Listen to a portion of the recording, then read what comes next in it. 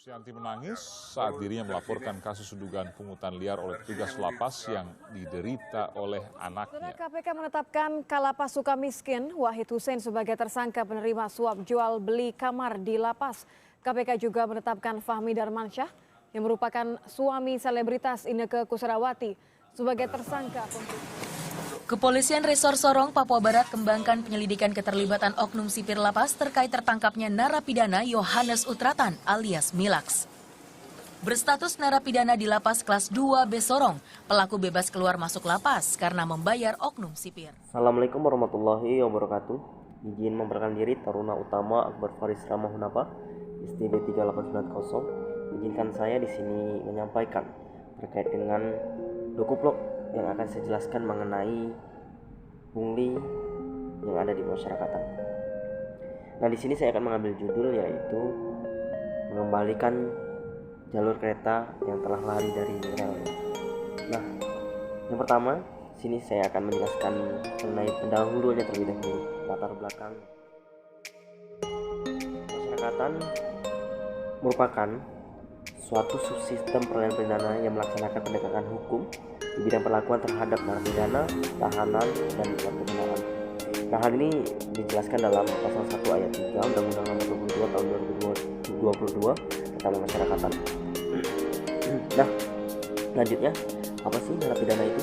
Narapidana adalah seseorang yang sedang menjalani pidana penjara di suatu lembaga pemasyarakatan.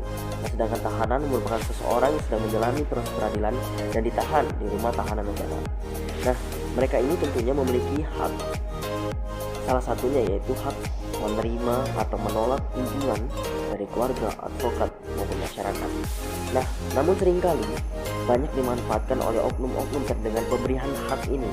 Jadi, banyak yang memanfaatkan dengan meminta sejumlah uang, menentukan tarif, kemudian juga memberikan hak-hak atau memberikan tambahan hak di luar peraturan yang berlaku.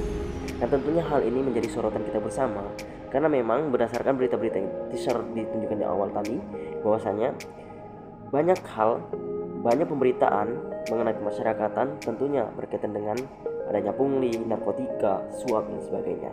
Nah, mari kita bahas bersama kira-kira apa sih penyebab hingga saat ini masih terjadinya pungli dan juga strategi yang tepat bagaimana cara mengatasi pungli yang ada di masyarakat ini, terkhusus mengenai pemberian hak kunjungan pada narapidana. Langsung saja.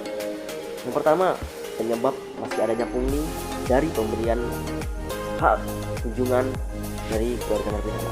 Yang pertama, menurut saya penyebabnya yaitu kurangnya pemahaman dari keluarga narapidana atau masyarakat terkait dengan layanan atau hak narapidana bahwasanya itu diberikan secara gratis, dan keluarga narapidana pun dalam hal ini hak kunjungan itu diperkenankan mengunjungi narapidana maupun tahanan secara gratis, layanan yang diterima tanpa bayar sepeserpun. Nah, namun banyak masyarakat menganggap bahwasanya jika ingin melakukan kunjungan itu harus bayar, kemudian juga jika ingin bertemu itu harus bayar.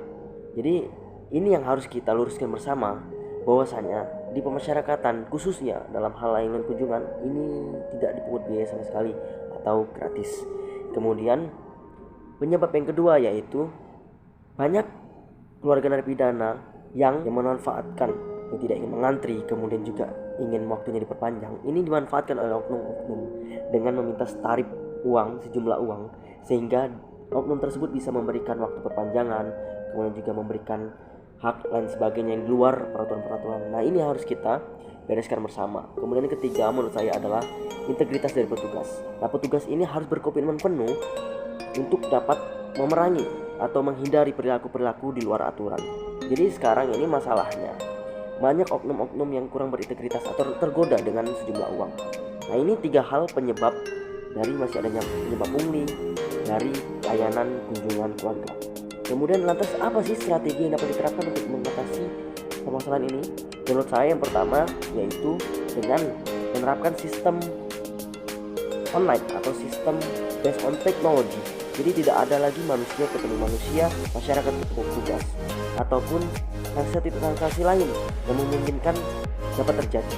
Jadi Birokrasi dipangkas, birokrasi langsung based on teknologi, misalkan antrian itu menggunakan mesin, kemudian melalui online, aplikasi dan sebagainya, sehingga dapat menghindari atau mempersempit ruang yang dimanfaatkan oleh oknum atau keluarga-keluarga narapidana yang dapat memanfaatkan itu.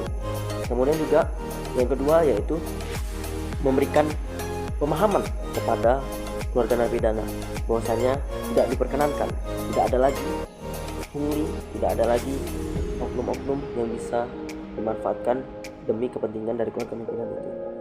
Jadi kita menyadarkan keluarga narapidana untuk tidak lagi melakukan suap, memberikan sejumlah uang kepada petugas. Yang ketiga, memberikan pelatihan dan juga sosialisasi kepada para petugas untuk dapat meningkatkan integritas, untuk dapat memberikan pemahaman terhadap tugas dan fungsinya, sehingga tidak ada lagi petugas yang nakal, petugas yang memanfaatkan celah-celah. Kemudian kita beranjak pada bab yang terakhir, yaitu kesimpulan. Jadi saya ingin menyimpulkan bahwasanya masih terjadinya pungli terkait dengan hal layanan kunjungan di masyarakat khususnya lapas dan rutan itu karena memang celah itu dibuat oleh oknum, para petugas dan juga para keluarga narapidana, dan harus diselesaikan strateginya itu dengan memberikan pemahaman para petugas dan narapidana serta dibantu sistem yang baik sehingga dapat tercipta layanan yang aman, kondusif, serta tidak lagi dimanfaatkan oleh sejumlah pihak, sehingga semua dapat merasakan hak yang sama, mendapatkan kesempatan yang sama dalam layanan kunjungan. Demikian yang saya dapat jelaskan. Kurang lebihnya mohon maaf. Wassalamualaikum warahmatullahi wabarakatuh.